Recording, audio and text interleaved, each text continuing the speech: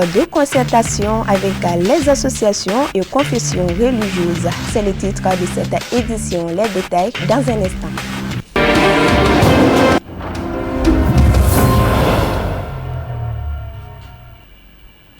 Fidèles téléspectateurs de Chérif la télévision, bonsoir. Ravi de vous retrouver sur ce plateau d'information. Les Ansars de la section 200 ont rendu visite au président du Haut Conseil islamique du Mali, Assed Chérif Ousmane Madani Aïdara, président du groupement des leaders spirituels musulmans du Mali.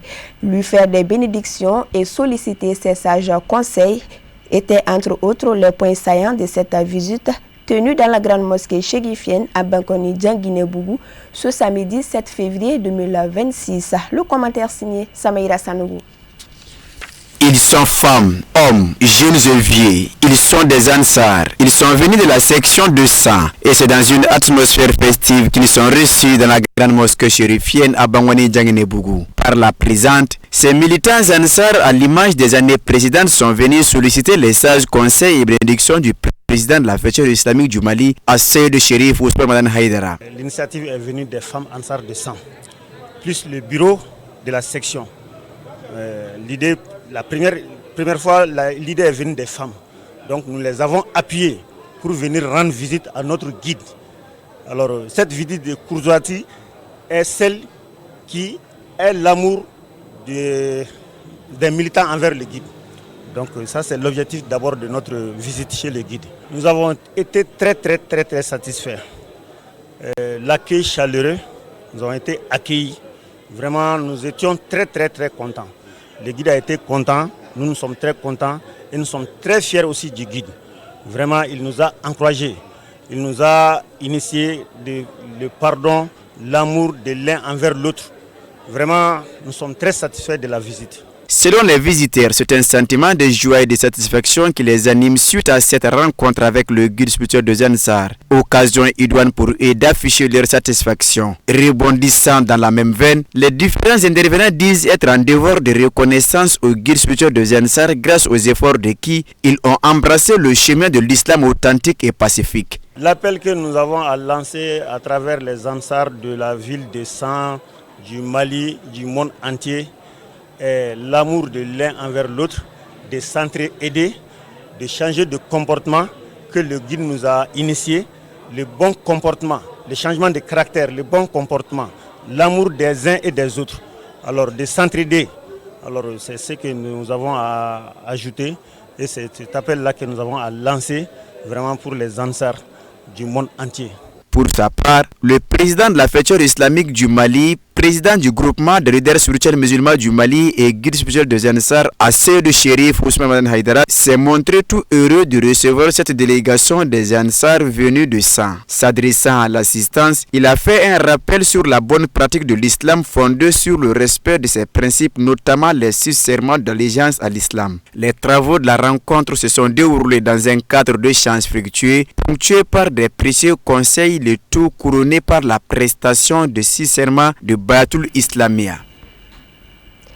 Ouverture ce mardi 10 février 2026 au Centre international des conférences de Bamako, CICB, du cadre de concertation entre le ministère des Affaires religieuses, du culte et des coutumes et les associations et confessions religieuses du Mali, présidé par le ministre du dit département, Dr Mahamadou Oumar Koné. La rencontre a réuni les représentants des différentes fêtières religieuses en présence des autorités communales et coutumière de la commune 3 du district de Bamako. Le reportage de Madi Awakebe et Ibrahim Koulibaly.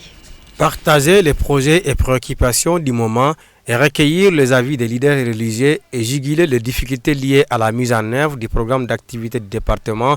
Voilà l'objectif général de cette rencontre du cadre de concertation entre le ministère des Affaires religieuses et les différentes associations fêtières et confessions religieuses.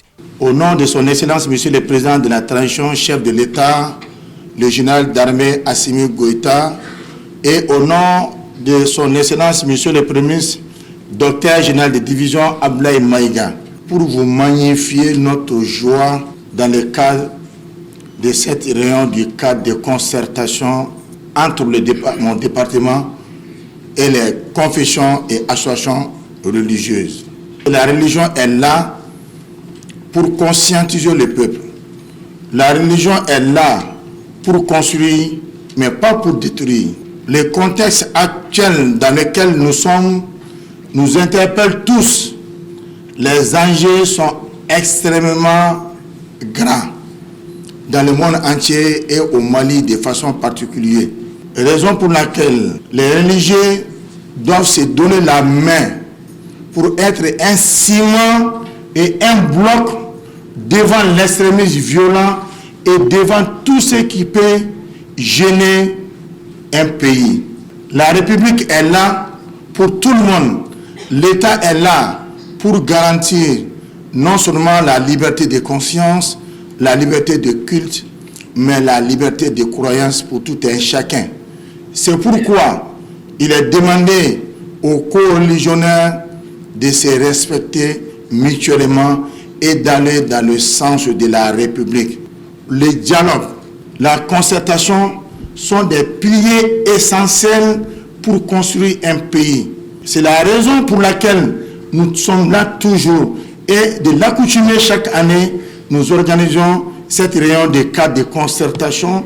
Durant des jours, près d'une centaine de participants échangent autour de thématiques majeures, notamment les discours religieux et les enjeux liés à la cybercriminalité. Une initiative saluée par les responsables religieux qui y voient un cadre de dialogue inclusif et constructif. C'est la deuxième rencontre depuis l'année dernière. C'est entre le ministère des Affaires religieuses et ses fêtières, les associations islamiques et puis les confessions religieuses musulmanes et chrétiennes. Nous sommes là pour échanger, pour renforcer la cohésion qu'il y a entre les fêtières religieuses et les associations musulmanes. Les confessions religieuses sont à la base de toutes les activités qu'on peut citer au Mali ici. C'est-à-dire quoi qu'on dise, quoi qu'on fasse, on ne peut pas aller sans les confessions religieuses. Parce que la religion, c'est au début et à la fin de la vie de tout un chacun. Donc on leur doit du respect et on doit leur concerter, on doit travailler ensemble main dans la main pour amener la paix et la cohésion sociale dans notre pays. Cette initiative, l'Église l'apprécie et l'accueille, car c'est un lieu de concertation entre les différentes confessions religieuses. Alors c'est un lieu de dialogue. Le dialogue, déjà quand on se rencontre, on dialogue. Alors c'est un lieu où on cherche à se connaître mutuellement et puis à connaître qui est l'autre. Et quand nous connaissons qui est l'autre, alors on peut mieux l'accepter. Alors donc vraiment ce cadre, l'Église l'apprécie et nous encourageons à avoir de telles rencontres qui nous permettent de nous connaître pour pouvoir mieux vivre ensemble. Alors ce thème, c'est le thème même de cette rencontre. Le discours religieux et la cybercriminalité, c'est vraiment d'actualité. Voilà, c'est d'actualité. Ce qui est important dans ce discours religieux, vraiment, il faut inviter les gens à la paix. Il faut inviter les gens à la réconciliation, pas à la haine. Nous remercions vraiment le ministère qui a eu cette initiative. Je crois que c'est la 5e édition. Et normalement, chaque année, on doit avoir une édition, une rencontre. Alors que vraiment le ministère puisse continuer, en tout cas, à perpétuer ces genres de rencontres où nous arrivons à nous connaître mutuellement pour pouvoir mieux vivre ensemble. À l'issue des travaux, les fêtières religieuses présenteront leurs actions en faveur de la paix et du vivre ensemble, avant de formuler des recommandations pour renforcer la cohésion sociale au Mali.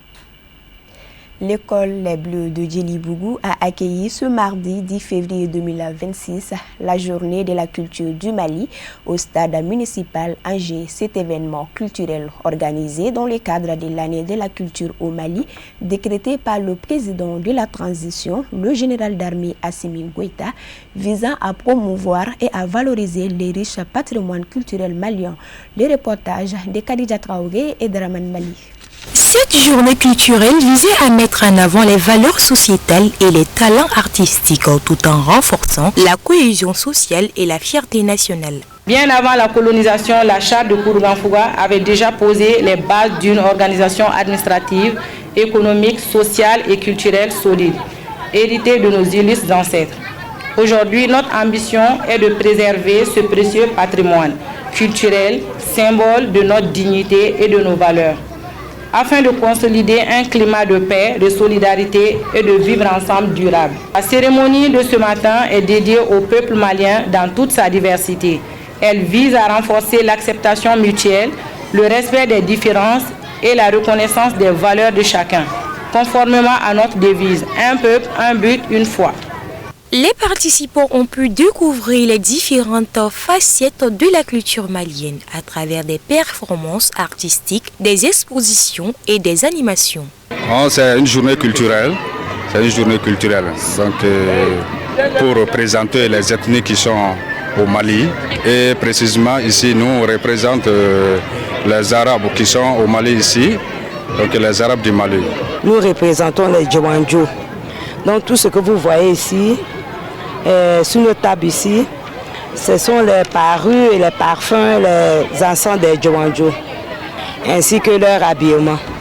L'événement a également été l'occasion de souligner l'importance de la culture dans le développement du Mali et de promouvoir la diversité culturelle du pays. On ne fait que de les remercier, de les accompagner, de voir avec d'autres, surtout d'autres écoles, et d'aller vers ça. Parce que nous sommes là pour faire la promotion et l'accompagnement et des initiatives prises par les autorités. On doit vraiment de les accompagner et puis ajouter notre idée aussi pour qu'on puisse mettre des choses à nos enfants. C'est pour cela que nous sommes là pour accompagner cette belle initiative. Si chacun a compris son rôle dans la société, chacun a vu qu'il a sa contribution, on doit se donner la main pour encourager et améliorer nos acquis pour qu'on puisse mieux vivre ensemble et dans la société. Cette cérémonie a été marquée par une forte mobilisation des élèves, enseignants et partenaires de l'école Les Bleus de Djelibougou qui ont tous contribué à faire de cet événement un succès. La visite guidée des stands et la dégustation des plats des différents peuples a mis fin à cette journée. Nous poursuivons cette édition avec l'Association des jeunes pour l'insertion socio-économique AJC qui a organisé une cérémonie de sensibilisation sur la santé à travers une conférence sur le paludisme et des infections respiratoires au profit des populations de la commune 1 du district de Bamako. C'était ce dimanche 8 février 2026 en présence de plusieurs personnalités. Les points avec Fatoumata Kane et Abdoulaye Diara. Cette rencontre qui vise à sensibiliser et informer les populations sur des maladies dangereuses et fréquentes telles que le paludisme et les infections respiratoires selon les responsables sanitaires de la commune 1 est une initiative de l'Association des jeunes pour l'insertion socio-économique, une couche juvénile soucieuse du développement de la commune 1 du district de Bamako. Ils ont quand même fait une statistique qui prouve que le paludisme et les infections respiratoires qui sont les maladies qui sont, c'est-à-dire qui sont nombrées vraiment et fréquentées dans les différents centres de santé. Donc c'est pour cela qu'on a initié cet événement. En général, les paludisme représentent 95% de la population. La raison pour laquelle les maladies et les infections respiratoires aussi, voilà, les cas là sont nombreux. La raison pour laquelle nous avons décidé de parler sur ces deux maladies. Se réjouissant de cette marque de considération à son égard, la marraine de la cérémonie native de la commune 1 affirme sa disponibilité et son accompagnement quant au soutien des idéaux de l'association, tout en sollicitant l'implication de l'ensemble des populations dans la lutte contre ces maladies. Vraiment, j'ai pas de mots. Je remercie le président de l'association de l'AJC et tous les membres de l'association. Je remercie le chef de quartier. Je remercie Chérif Badra Aïdra qui a fait le déplacement, qui fait partie des religieux et de la jeunesse. Il est un grand pion pour le développement de la culture, que ce soit de la culture, la religion. Il faut que la jeunesse se relève. La jeunesse se relève. La jeunesse est trop enfermée chez eux. Principalement nous les femmes, nous les jeunes femmes, on doit se battre pour aller de l'avant. Il ne peut pas avoir de développement sans la femme. C'est la femme qui est le noyau de tout. Je soutiens donc cette initiative et lui donne ma bénédiction pour les raisons suivantes. Primo, l'initiative est conforme aux motifs de création exprimés à l'article 1 préambule de l'association, reposant sur la nécessité de contribuer, je cite, à l'épanouissement des jeunes en vue de leur formation et leur insertion professionnelle. L'élargissement des possibilités de participation des jeunes pour leur propre développement. Secondo, la bonne santé est fondamentalement nécessaire, voire indispensable à la prospérité de toute œuvre humaine d'investissement et de développement. Tierso, en matière de santé, ne dit-on pas qu'il vaut mieux prévenir que guérir? Qui parle de promotion du bien-être de son prochain parle des objectifs de l'association Ankabe Mayala, d'où la présence remarquable de son président du conseil d'administration, accompagné d'une forte délégation qui a tenu à remercier les organisateurs de l'événement. Je suis très ravi de cette initiative. Cette initiative est vraiment salutaire. Je remercie l'ensemble des personnalités qui ont effectué le déplacement pour venir participer à cette cérémonie grandiose. Donc je suis très comblé. Nous ne saurons que de les remercier infiniment et que ce genre d'initiative peut être propagé dans tout le Mali et dans tout le territoire malien. Vraiment, je remercie tout un chacun que Dieu montre ce genre d'activité. L'activité a réuni les autorités traditionnelles, administratives, religieuses et plusieurs autres personnalités qui ont à tour de rôle remercié l'association des jeunes pour l'insertion socio-économique. La rencontre a été également émerveillée par la remise des kits sanitaires au CCRF de la commune 1 et de la Sakou Nord, offert par la présidente de l'association Amis Durable, suivie d'une conférence débat animée par le médecin-chef du CSCOM de Korofina, sensibilisant sur les maladies. Destination Didjan dans le cercle de Kenyeba où ce lundi 9 février 2026, les femmes du village ont organisé une cérémonie de restitution du bilan des réalisations communautaires. Une initiative placée sous l'égide du conseil de village et marquée par la présence des autorités administratives, coutumières et religieuses. Suivons le reportage de nos envoyés spéciaux.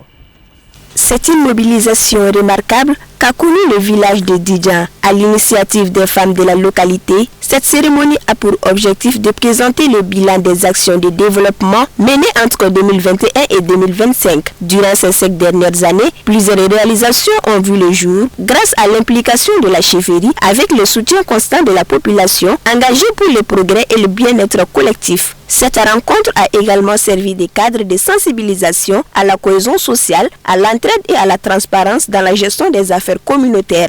Des grandes activités, des grandes réalisations considérables qui vont vraiment à la volonté de tout et chacun, tout ce qui réside à Didjan et environnant. Vraiment, les femmes ont voulu honorer ça. Bon, ces réalisations sont nombreuses. Notamment, ils ont acheté de l'ambulance équipée, du corbillard, de la morgue, de la réalisation des grandes routes, la réalisation des points d'eau potable, et également l'éclairage du village et l'achat des matériels d'agriculture, des tracteurs, entre autres, qui s'élèvent à un coût de 269 125 000 francs CFA.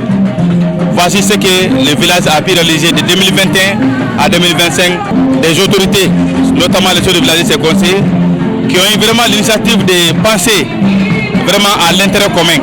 Donc on ne fera que les remercier et les encourager. Partenaire de longue date du village, la société minière Somulo a exprimé sa satisfaction face au progrès enregistré et a salué l'engagement des habitants en faveur du développement local. Le porte-parole de la chefferie félicite cette initiative, soulignant qu'elle renforce la solidarité, la cohésion sociale et la culture de redevabilité au sein de la communauté. Le parrain et la marraine de la cérémonie, visiblement honorés, ont remercié les organisatrices pour la confiance placée en eux. À l'octroi d'une ambulance, d'un corbillard et d'une morgue que le chef de village et ses conseils et la jeunesse ont pu offrir au village. Donc on peut offrir à la population de Didjan Kenyeba, on peut offrir à la commune de Sakili et au cercle de Kenyeba et à la région de Kaï. Ce sont des choses que vraiment la population en a besoin pour amener une malade ou bien une femme enceinte à Kenyeba ou bien à Bamako, avant c'était un problème. Donc la population était soutenue par la compagnie minière. Mais aujourd'hui, si le village arrive à acheter une ambulance, un corbillard et construire une mort, vraiment cela me rend fier. Parce que moi je suis native de la zone et je suis la présidente de plusieurs associations. Et à travers ces braves dames, je contribue aussi au développement de la commune, du village. Ou sinon, encourager la population à aller dans ce sens et demander aux autres localités de la commune de Sakri de faire comme Didjan Kenyeba. Parce que vraiment c'est énorme. Ce qu'ils ont fait aujourd'hui, c'est énorme. Je ne peux que m'exprimer ma joie et vraiment les remercier. La cérémonie a été l'occasion de présenter en détail les différentes réalisations désormais accessibles aux populations. Des documents justificatifs ont été remis pour attester des activités menées, suivies d'une visite des infrastructures réalisées. Les intervenants ont unanimement appelé à la paix, à l'unité et à la poursuite des efforts pour faire de Didjan un exemple de développement local dans la région. L'événement s'est achevé dans une ambiance festive avec danse folklorique et manifestations culturelles en hommage aux femmes de Didjan, véritable cheville ouvrière de cette initiative. De Didjan, destination le Burkina Faso, où l'ADN a tenu sa traditionnelle convention statutaire le samedi 7 février 2026 à Bobo-Dioulasso. La rencontre a permis aux participants d'échanger sur la vie de l'association. Les images de Lassine Sidibé avec le commentaire de Al-Hamidou Badini. Cette convention statutaire, troisième du genre depuis le Mauloud Nabawi de la Fédération Ansardine Internationale, a réuni des participants venus des 4 coins du Burkina Faso. Pour le bureau exécutif national, il était question de faire le bilan à mi-parcours. Plusieurs points étaient inscrits à l'ordre du jour. On a généralement fait une conférence par les Woudou. Ensuite, il y a l'amendement de la convention passée pour pouvoir valider. Ensuite, il y a la tournée internationale. Comme vous le savez, chaque année, donc Woudou International organise des tournées. Voilà, donc on a reçu en tout cas Oussa Thiam du Mali et Oussa Sangare aussi du Mali, donc plus Sidibé, Diakité et son frère aussi du Mali. Donc ils sont en train de faire une tournée chez nous. En tout cas, tout se passe très bien. Et c'est vraiment une joie immense qui nous anime. Alors ensuite, il y a le renouvellement des sous-sections. Comme vous le savez, après le congrès, il y a le renouvellement des sections. Après le renouvellement des sections, c'est les sous-sections. Dieu merci aussi, dans l'ensemble, tout s'est bien passé et le travail, en tout cas, se passe très bien. Les états financiers et le projet de radio FM étaient également sur la table des discussions. Les membres du bureau exécutif de l'Ansardine nationale Burkina Faso ont également saisi cette rencontre pour remercier les militants pour leur mobilisation dans l'atteinte des objectifs. On nous a accordé une fréquence, donc en tout cas nous voulons que d'ici là, en tout cas au bout d'un mois, 2 mois, que nous commençons à faire des essais pour notre radio. Mais nous pouvons dire en tout cas Dieu merci. Dans l'ensemble, en tout cas, nous remercions bon Dieu, ça se passe très bien, comme nous le voulons. Vraiment, les quotas qu'on nous a donnés, vraiment, il y a eu une satisfaction. Voilà. Par la deuxième convention, on était quand même inquiets. Mais au regard, en tout cas, de ce qu'on a reçu, donc cette fois-ci, en tout cas, nous osons croire, en tout cas, qu'au dernier jour, en tout cas, on pourra, en tout cas, faire le point et être heureux aussi.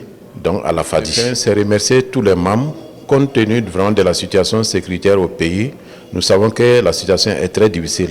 Mais chaque fois que le bureau national fait appel, vraiment ils répondent présents, avec enthousiasme, ils écoutent. Et le mot d'ordre qu'on nous donne aussi, le mot d'ordre est exécuté à 100%. Donc vraiment c'est encore dire merci. Encore merci au guide pour ses enseignements.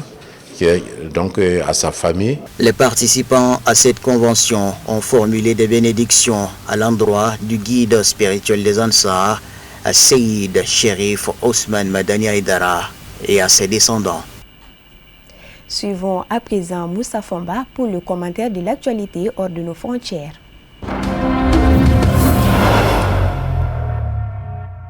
Réunis à Madrid les 8 et 9 février, sous l'égide des États-Unis, les principaux acteurs du dossier du Sahara occidental ont renoué avec un dialogue longtemps gelé. Mené dans la plus grande discrétion, ces discussions sans communiqué final traduisent néanmoins une volonté américaine de remettre le processus politique sur les rails. Sans lever les divergences de fond, la rencontre a rouvert des canaux de négociation et esquissé les contours d'une relance progressive des efforts diplomatiques. Sous l'impulsion de Washington, l'ensemble des parties prenantes du conflit s'est retrouvé autour de la même table, un fait suffisamment rare pour être souligné. Organisé au sein de l'ambassade des États-Unis en Espagne, les pourparlers ont réuni les ministres des Affaires étrangères du Maroc, de l'Algérie et de la Mauritanie, ainsi qu'une délégation du Front Polisario. Étaient également présents Staffan de Mistura, envoyé personnel du secrétaire général de l'ONU pour le Sahara occidental, Massad Boulos, conseiller spécial de Donald Trump pour l'Afrique, et Mike Waltz, représentant américain aux Nations Unies. Les échanges de Madrid ont largement porté sur l'évolution du plan marocain d'autonomie, présenté par Rabat comme la base la plus réaliste pour parvenir à une solution politique. Un document considérablement étoffé ces derniers mois, passant de quelques pages à un projet beaucoup plus détaillé. Malgré ces avancées, plusieurs points continuent de susciter des réserves. Deux questions cristallisent particulièrement les tensions. La première concerne le mode de gouvernance du futur exécutif régional. Le Maroc privilégie une désignation encadrée, tandis que le Front Polisario défend l'organisation d'une élection directe qu'il considère comme une garantie démocratique indispensable. Le second point de friction porte sur la fiscalité et la gestion des ressources naturelles du territoire. Riche en phosphate et doté d'un potentiel halieutique important, les provinces sahariennes représentent un enjeu économique stratégique. Rabat reste opposé à toute discussion sur un partage spécifique des revenus, ce que contestent les représentants sahraouis. La Chine a mis en garde les forces du mouvement indépendantiste taïwanais contre toute tentative de frapper la Chine continentale avec des systèmes de lance-roquettes multiples HIMARS de fabrication américaine. Compte tenu de la puissance réelle de l'armée populaire de libération chinoise, les forces armées des partisans du soi-disant mouvement d'indépendance taïwanais seront totalement exterminées si elles osent provoquer des hostilités, a déclaré Jiang Bing, porte-parole du ministère chinois de la Défense, commentant le risque d'une éventuelle frappe préventive de Taipei contre l'armée chinoise à l'aide de systèmes HIMARS. Le porte-parole a qualifié d'absurde et arrogante les tentatives de l'administration de Taipei d'isoler l'île de la Chine continentale par le déploiement d'armes et les spéculations sur des frappes préventives. Taïwan est gouverné par son administration locale depuis 1949, date à laquelle les dernières forces du Kuomintang, dirigées par Chiang Kai-shek de 1887 à 1975, furent vaincues lors de la guerre civile chinoise et se réfugièrent sur l'île. Taïwan a conservé le drapeau et plusieurs autres symboles de la République de Chine antérieurs à la prise de pouvoir des communistes sur le continent. Selon la position officielle de la Chine, soutenue par la plupart des pays, y compris la Russie, l'île de Taïwan est une province chinoise. Tout en reconnaissant formellement la politique d'une seule Chine, les États-Unis continuent de dialoguer avec l'administration de Taipei et de fournir des armes à l'île.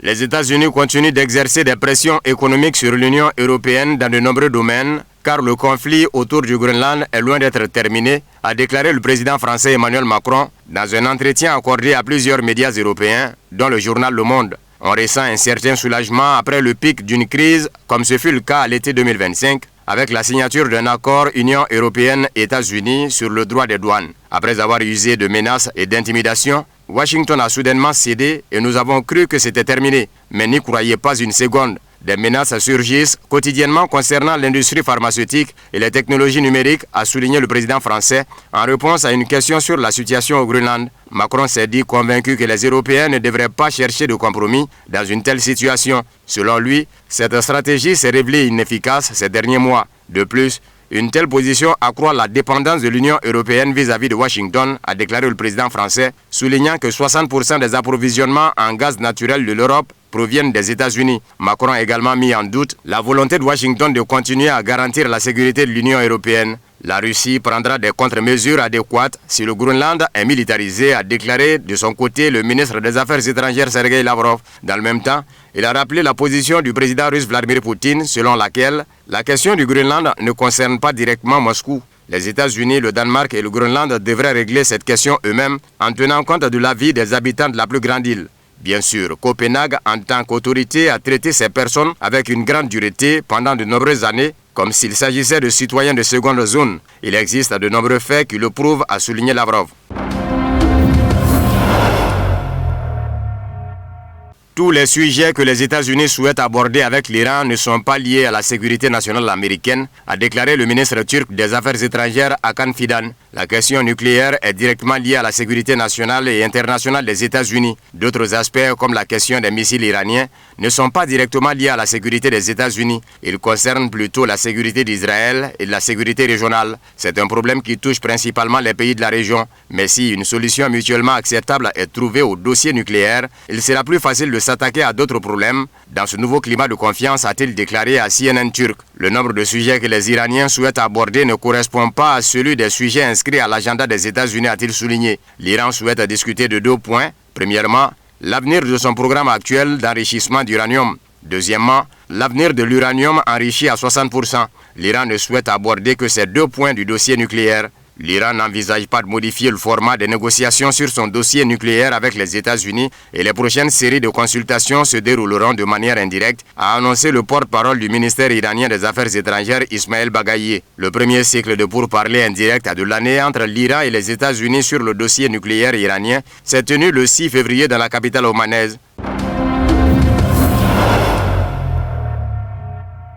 Le Mexique a temporairement suspendu ses livraisons de pétrole à Cuba en raison de la menace de droits de douane américains, mais continuera à fournir une aide humanitaire à l'île, a déclaré la présidente Claudia Sheinbaum lors d'une conférence de presse quotidienne. Les livraisons de pétrole sont actuellement suspendues car nous cherchons à éviter des conséquences négatives pour le Mexique, a déclaré la chef de l'État. Elle a rappelé que Washington avait publié un décret imposant des droits de douane aux pays fournissant du carburant à l'île. Selon elle, Mexico mène des efforts diplomatiques pour trouver un moyen de soutenir la Havane sans se soumettre aux restrictions américaines. Sheinbaum a également appelé les États-Unis à lever ces sanctions. Nous disons à la communauté internationale et aux États-Unis que ces sanctions sont très injustes envers le peuple cubain, a souligné la présidente. Ils n'ont plus de carburant pour les hôpitaux ni les écoles et la population souffre, a-t-elle ajouté. La présidente a souligné que le Mexique ne renoncerait pas à son soutien humanitaire à Cuba. Nous aiderons le peuple cubain comme nous l'avons toujours fait avec les peuples dans le besoin, a déclaré Sheinbaum. Le 29 janvier, les États-Unis ont signé un décret autorisant Washington à imposer des droits de douane sur les marchandises provenant des pays fournissant du pétrole à Cuba. Ce document déclarait également l'état d'urgence nationale face à une menace émanant de Cuba.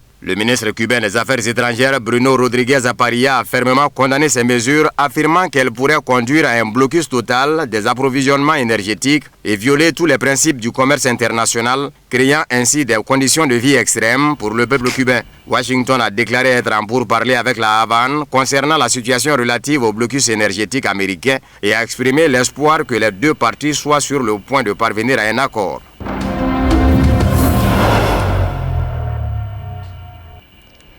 Et c'est sur ces mots que se referme cette page d'édition. Merci à vous de l'avoir suivi. Bonne suite de nos programmes sur Chérif la télévision. Bonne soirée.